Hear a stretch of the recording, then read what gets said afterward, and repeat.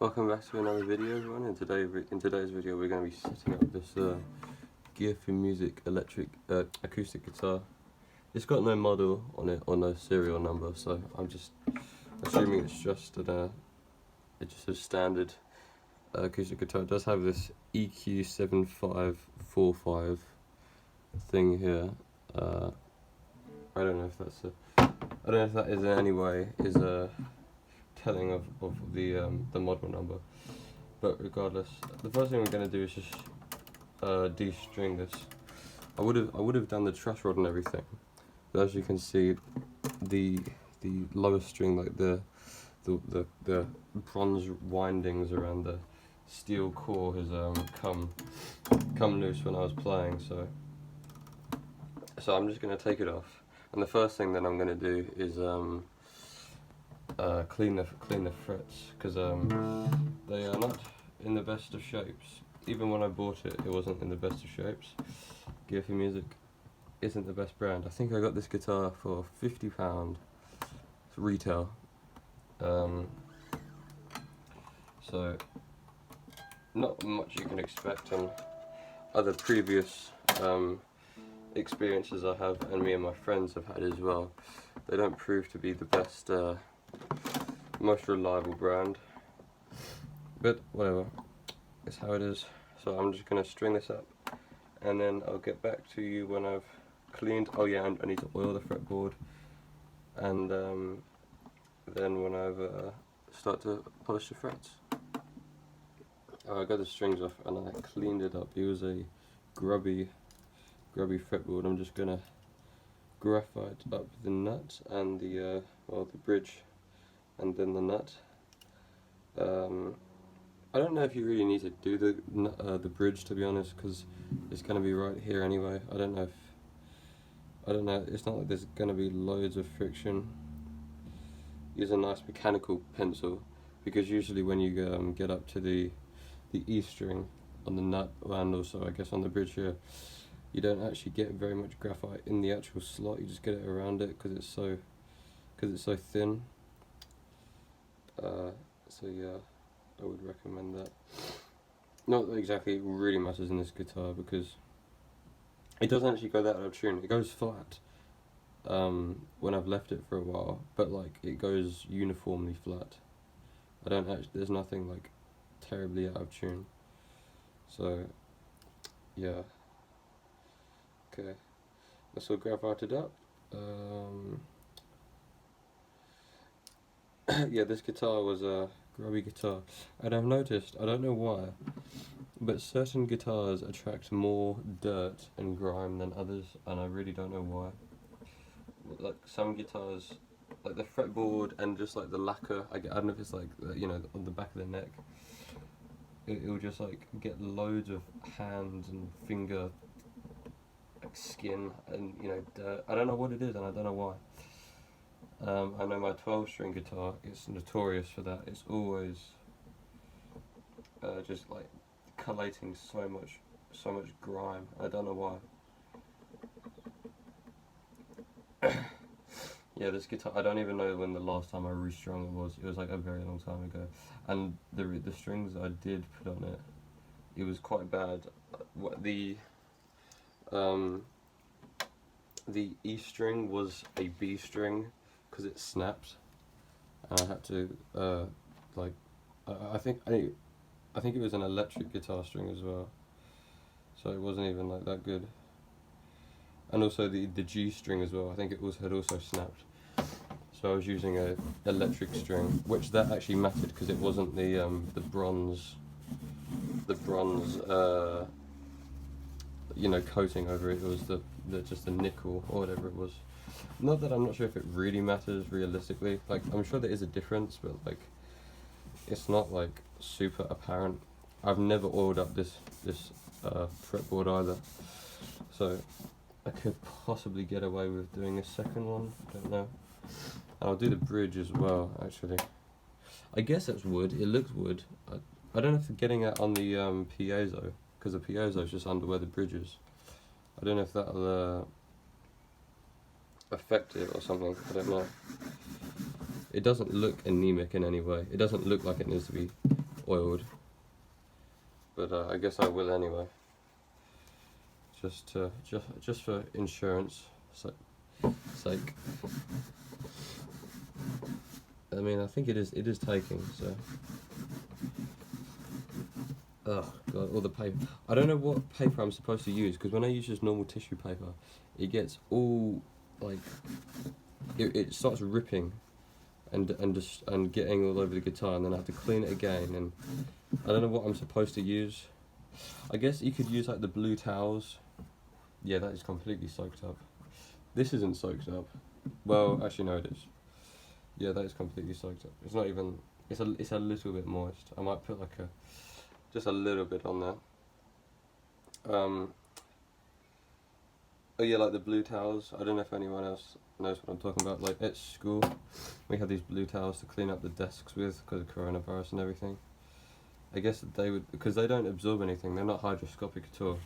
They just spread the cleaning agent. So I guess you could use that. And they're not as soft as this either, so they wouldn't rip. Okay, I think that's that. Now, onto polishing, or the frets. Well, it's not really going to be a polishing. It's just more going to be oh bloody hell. It's just going to be a sanding. I'm not going to get them super shiny. I don't play this guitar that much, to be honest, but I'll give it a bit of a shine to it, because they're very dull, and even when I got it, it was very dull as well. And I've only made them more dirty and more dull over that time. So starting off with, is this it? Yeah, I think it is. I think that's the roughest one we have. Yeah, 991. I don't know if anyone else does this, but I sand this way. I don't do each fret. I do each fret individually, especially when I'm using the high grits. But I just go that way. It seems to do the same. It seems to get the same results, just a lot quicker. So just like, you know.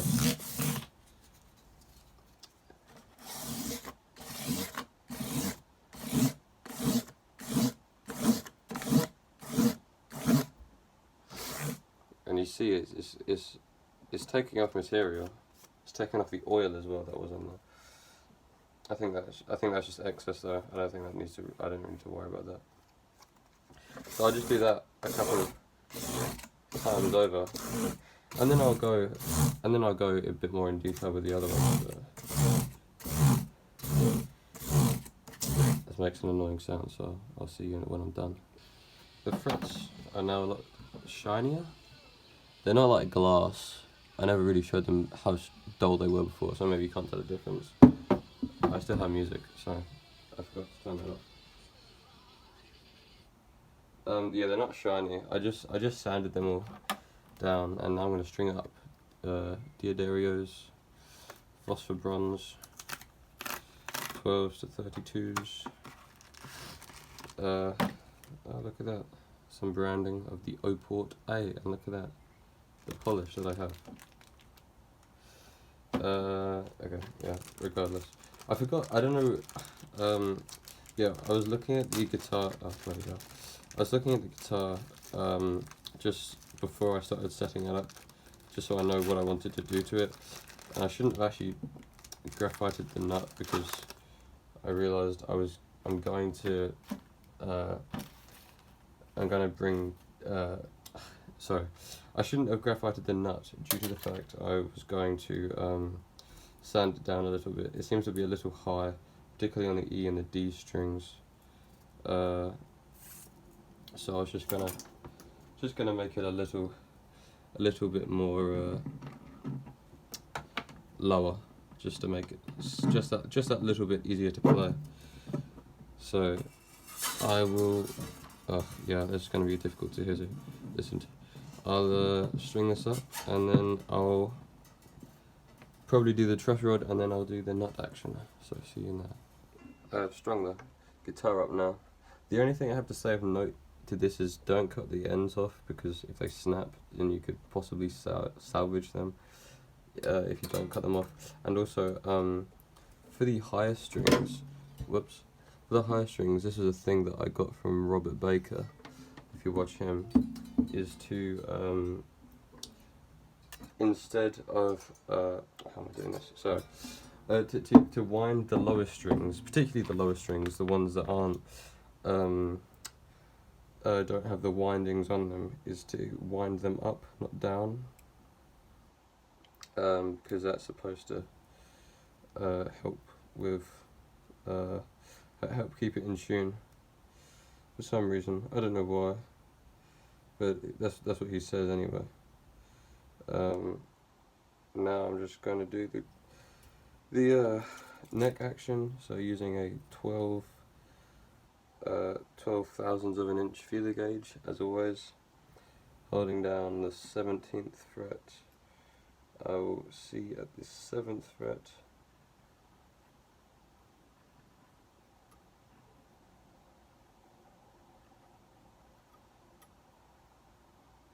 I think that's fine, actually. It's just scraping along the bottom there. We're just gonna get down to C, because often the eye check can determine whether it's oh wait, oh no, I was completely wrong. What is wrong with me? No, there is loads of gap. There is loads of space. I think. Yeah, no, there's loads of space. I think doing it from that side, it leaves a bit of an angle. So now the truss rod is in there, and now I need to find out what how big it is. Usually I'll just try this one. Yeah, no, it really needs to go that way, go down, because it is very oh, that's cool. Is that? It's turning. There was a little bit of a creak there. Don't know if you heard that. Oh god, it's stuck. Okay.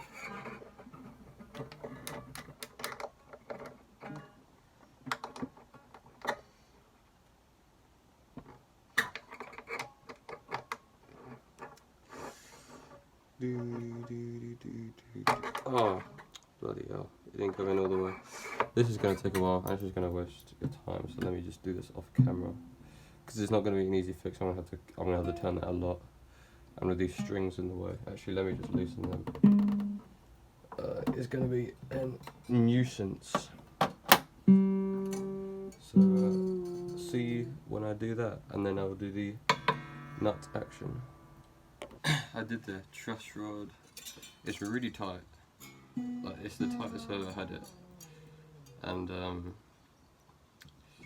yeah, it was getting actually quite difficult to turn at the end, but it's all fine. So now I'm just going to do the nuts. They're all way too high, like all of them. Usually I've had them too low before. Like, these are all really way too high, so I'm just gonna have to file them down. I got this little thing where it has like, oh, the glare, bloody hell. They're just like lots of different tiny little like files. You can't really see, but they have this serrated thing here, and then you just go in and just slowly saw away at it, which is what I'm gonna do.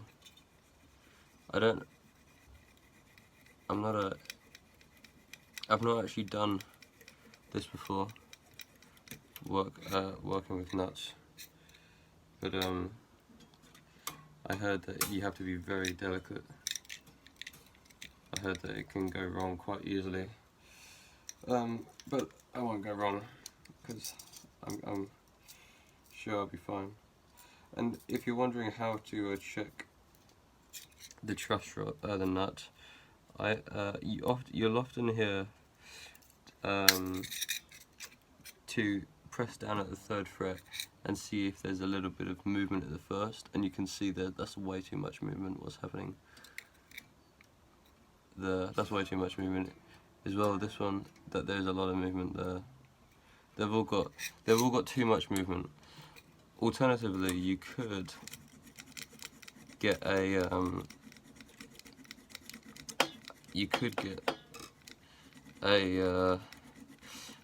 feeler gauge and check for 22 throughout the first fret. That's also another way to do. Both ways are good. I don't know if there's a superior way, but yeah, I'm just gonna be because doing cowboy chords and stuff like that would really hurt, especially when I had like the wrong strings on and stuff like that. It was really hurting my fingers, and I mean, I just picked it up just a second ago, and I had a band practice this the other day.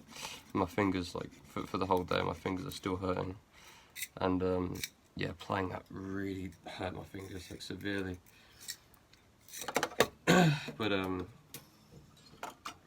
it's fine. It's getting fixed now. So just make sure when you do these things, you have the string at a relative tuning, because otherwise it could give slightly inaccurate results. There's still too much movement than I would like. It's going to take a while for all of them, because if the strings are slightly slack, they're not going to be completely you know, they won't be completely straight, you know, they might have a bit of a dip in them or something. Anyway, I'm just going to do this and then it'll be the end of the video. Okay, I'm done now. Did the frets, the nut, it's all low, playing like $1 million. And just before I end this video, I must say this fret thing is awful. It's terrible. If you see something like this, do not buy it. The wires, when you're filing, they bend all over the place. The serrations dull out really quickly. I was having to go through, I almost went through all of the ones in here, and there's quite a few, just because they kept dulling, and they would lose their edge. So yeah, do not recommend this. Get some proper files. Luckily this is just a one-time thing for me. I don't see myself doing this again in the future, so I don't have to worry so much. But yeah, do not recommend this. Even if you are going for just a one-time thing, you'll be able to get something that does it a bit quicker, and you will inevitably use it again, you know, at some point. But yeah, do not recommend that. But yeah, I hope you've enjoyed this video. Sorry. Hope you enjoyed this setup, hope you enjoyed this video. That's been this guitar, plays wonderfully now.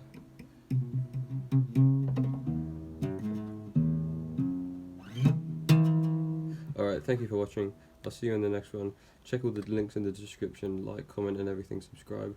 Thank you for watching, and I'll have more videos of setups and everything like that in the future. So see you then. See you, bye.